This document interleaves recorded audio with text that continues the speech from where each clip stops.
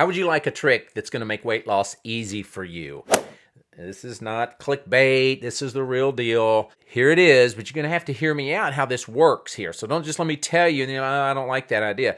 I'm going to give you a little bit of how to make it work. But here's the one trick to make weight loss easy, and that would be this. Remove bingeable foods. Have you ever binged on apples? Probably not. Have you ever binged on grilled chicken? Probably not. Have you ever binged on spinach? Probably not. Have you ever binged on any vegetable? And here's when you're going to say yes. Yes, when? Yes, when it had salt, sugar, and fat added to it, right? When I took my onion and I turned it into an onion ring, fried, now I can binge on it. But you're not going to binge on an onion in nature. So if you would just look around and think about all the foods, well, here's one way you've heard it. If it tastes good, spit it out. I don't like that, okay? And maybe you don't either. Or the idea that, so Joe, what you're telling me is just get rid of all the things that I love. Okay, well, think about it for a minute.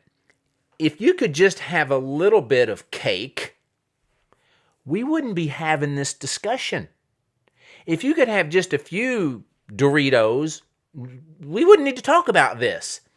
But you are inclined to binge on foods that are what we could call hyperpalatable. What makes it hyperpalatable? Salt, sugar, and fat. So you take a normal food, chicken, and then you fry it. Now it's got salt, sugar, and fat that wasn't in there in the beginning in nature.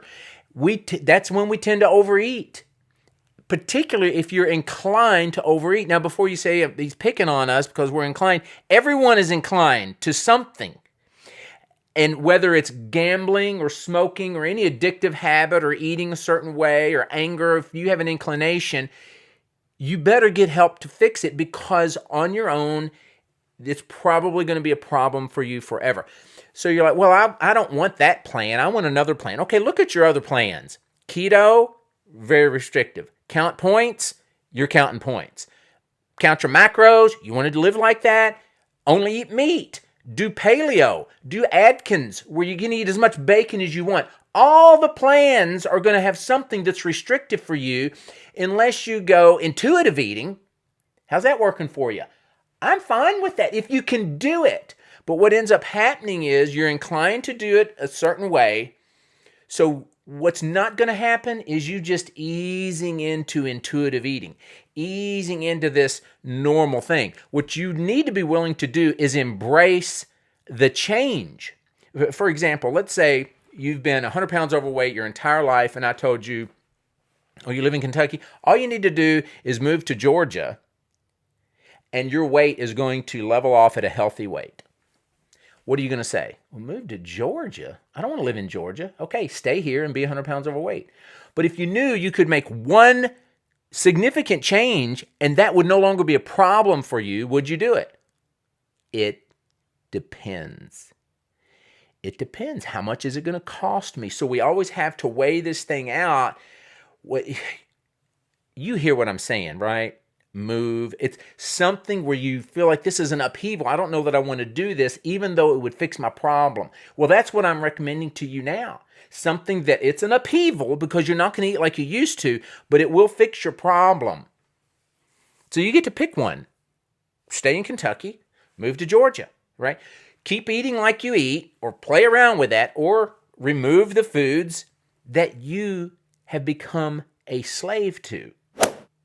Right? If that was the problem, because the Apostle Paul said all things are permissible, not all things are beneficial.